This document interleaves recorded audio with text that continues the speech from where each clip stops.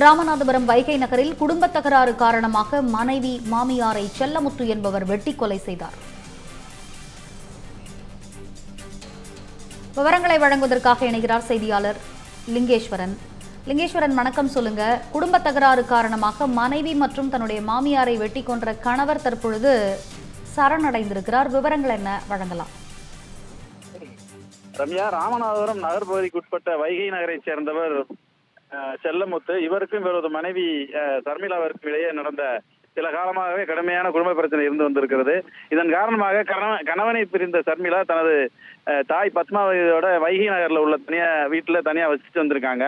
இந்த நிலையில இந்த அதிகாலை சர்மிளாவும் அவரது தாய் பத்மாவதியும் வீட்டில் ஆழ்ந்த உறக்கத்தில் இருந்தபோது அங்கு வந்த செல்லமுத்து வீட்டின் கதவை திறந்து திடீரென உள்ள புகுந்து உறங்கிக் கொண்டிருந்த இருவரிடமும் மீண்டும் தகராறில் ஈடுபட்ட அவர் ஆத்திரத்தின் உச்சிக்கே சென்று தான் மறைத்து வைத்திருந்த அருவாளை எடுத்து மனைவியையும் மாமியாரையும் சரமாரியாக வெட்டியிருக்கிறாரு. அலறல் சத்தம் கூட எழுப்ப முடியாமல் ரத்த வெள்ளத்தில் மிதந்த சர்மிளாவும் அவரது தாய் பத்மாவதியும் சம்பவ இடத்திலேயே பரிதாபமாக உயர்ந்திருக்கிறாங்க.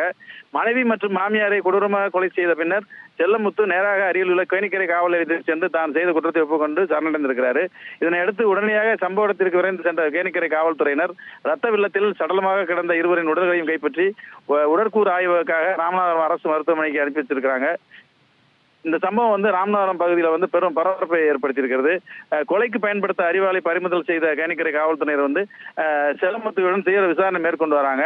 குடும்ப பிரச்சனையை தாண்டி இந்த கொலைக்கு பின்னணியில் வேற ஏதும் காரணங்கள், பணப்பிரச்சனை அல்லது தேவையற்ற தொடர்புகள் ஏதேனும் உள்ளதா என்ற கோணங்களில் தீவிரமான விசாரணை நடத்தப்பட்டு வருகிறது. ரம்யா. லிங்கேஸ்வரன், விவரங்களை வழங்கியமைக்கு நன்றி. இந்த மாதிரி யூஸ்ஃபுல்லான இன்ஃபர்மேஷன்ஸை தெரிஞ்சுக்க தமிழ் ஜனம் சேனலை சப்ஸ்கிரைப் பண்ணுங்கள்.